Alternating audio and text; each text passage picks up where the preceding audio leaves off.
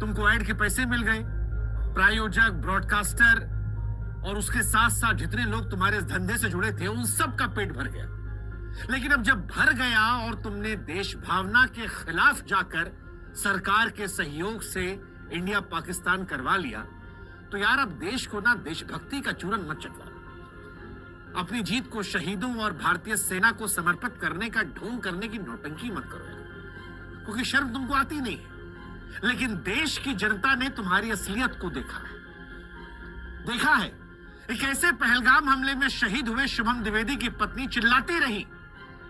उनकी बातें आम हिंदुस्तानी के दिल में छेद कर रही थी जब वो कह रही थी कि हमारे परिवार से मरा है कोई।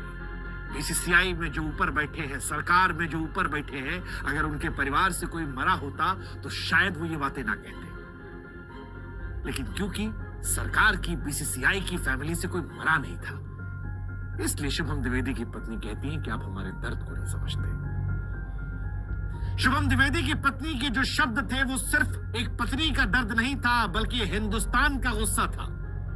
उस हिंदुस्तान का जो शायद पहली बार देख रहा था कि हिंदुस्तान पाकिस्तान का मैच है लेकिन टिकट नहीं लेंगे। उस हिंदुस्तान पाकिस्तान के लोग जिन्होंने कहा हम मैच कवर नहीं करेंगे, जिन्होंने कहा कि देखेंगे नहीं मैच, वो हिंदुस्तान की टीम जिसको लेकर हमारी धड़कनें बढ़ जाती हैं क्रिकेट, वो क्रिकेट जिसे हम धर्म सरीखा मानते हैं, उन हिंदुस्तानियों ने इसके बहिष्कार की अपील की थी। और बहिष्कार की अपील इसलिए नहीं की थी कि पाकिस्तान नापसंद है, बहिष्कार की अपील इसलिए की थी क्योंकि इससे होने वाली कमाई का एक हिस्सा पाकिस्तान आतंकवाद में खर्च करता है। बहिष्कार की अपील इसलिए की थी कि पाकिस्तान में बच्चों को सिखाया जाता है कि हिंद को हम पाकिस्तान बनाएंगे। बहिष्कार की अपील इसलिए की थी क्योंकि इसी पाकिस्तान टीम के खिलाड़ी ने एक कार्टून बनाया जिसमें भारत माता की फोटो थी और उसकी मांग में वो सिंदूर भर रहा था। वो पाकिस्तान जो आतंकवाद को पालता है, वो पाकिस्तान जो हर बार भारत की पीठ पर छुरा घोंपता है, और वो पाकिस्तान जिसके पाले हुए आतंकवादियों ने धर्म पूछकर, नाम पूछकर 26 परिवारों को उजाड़ कर रख दिया था। लेकिन बीसीसीआई तुमको उनकी कोई नहीं पड़ी थी, तुमने उनकी पुकार नहीं सुनी। तुम पैसों की चमक में देश के दर्द को भुला गए।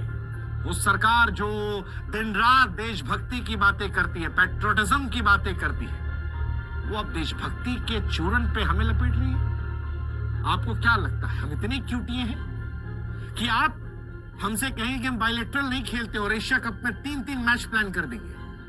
हम नहीं समझते कि पैसे का खेल क्या है?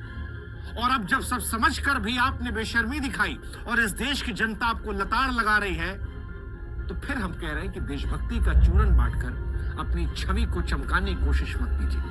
ये चूरन जो है ना, अब बासी हो चुका है बीसीसीआई। वैसे देशभक्ति का चूरन जो है भारत में गजब चलता है, बहुत पुराना हथकंडा। भारत में देशभक्ति एक जादुई शब्द है जिसे हर कोई भुनाता है। कोई नमक बेचकर कहता है कि भैया देश का नमक है, कोई टाइल्स बेचकर कहता है कि देश की मिट्टी से बनी टाइल्स है, कोई स्वदेशी के नाम पर आपको बेवकूफ बना रहा है। लेकिन बीसीसीआई इस खेल में सबसे बड़ा उस्ताद है, क्योंकि जब भी सवाल उठते हैं देशभक्ति का चूरन बांट देता है। पहलगाम हमले के बाद बीसीसीआई ने क्या किया? एक ट्वीट, एक बयान, या चुपके से अगले मैच की तैयारी? ना तो तुमने सेना के कल्याण कोष में एक पैसा दिया, ना तुमने कोई ठोस कदम उठाया, और बेशर्मी से सरकार की आड़ लेकर या सरकार के साथ मिलकर जब तुम मैच खेलने चले गए और खिलाड़ियों की लानत मनानत इस देश के लोगों ने कर दी। वो तो भला हो खिलाड़ियों का जिन्होंने हाथ नहीं मिलाए, उन खिलाड़ियों के जीवन पर भी तुमने इस क्वेश्चन खड़ा कर दिया था कि वो देश की जनता उनसे नफरत करने लगे। ये तो उन्होंने अपने विवेक से काम लिया कि ना हाथ मिलाया, ना ड्रेसिंग रूम में घुसने दिया, जैसे तैसे उनको राहत मिली, वरना उनको सामने रखकर तुम तो पैसे खेल खेल रहे थे। और जब 140 करोड़ जनता उस बात से दुखी होकर या शर्मिंदा होकर सवाल पूछ रही थी, तुम्हें लानत मलानत भेज रही थी, तो तुम जीत को शहीदों को समर्पित कर रहे हो। अरे तुम्हारे समर्पण से देश के शहीदों के परिवारों का क्या पेट भरेगा? क्या तुम्हारा ये समर्पण उनके बच्चों को स्कूल भेजेगा? नहीं, ये समर्पण तुम्हारी बेशर्मी का सबूत है। मान लो इंडिया हार गई होती तो फिर क्या बोलते हैं? बेशरम बीसीसीआई, बेशरम बीसीसीआई। सोशल मीडिया पर तूफान मचा है। मैच खत्म हो चुका है लेकिन आग नहीं बुझी है।